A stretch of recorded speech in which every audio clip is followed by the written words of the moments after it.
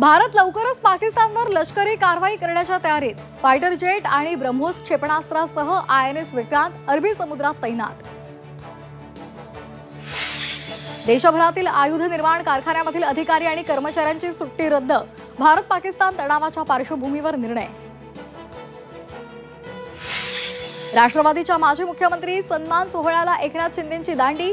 शिंदेंच्या गैरहजेरीची जोरदार चर्चा, तर अजित पवारांकडूनही अनुपस्थिती संदर्भात नापसंती व्यक्त।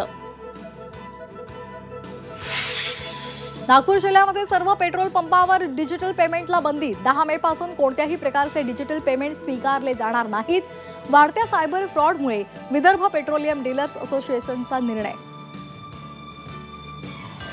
देशभरात आज नीट UGची परीक्षा। देशातील 5453 केंद्रांसह परदेशामध्ये 13 शहरांमध्ये परीक्षा होणार। तर परीक्षार्थींची गैरसोय टाळण्यासाठी मुंबईमध्ये रेल्वेकडून मेगा ब्लॉक रद्द। ऑस्ट्रेलियाच्या सार्वत्रिक निवडणुकीमध्ये सत्ताधारी लेबर पक्षाची विजयाच्या दिशेने घोडदौड। अँथनी अल्बानीज यांना दुसऱ्यांदा पंतप्रधानांची संधी।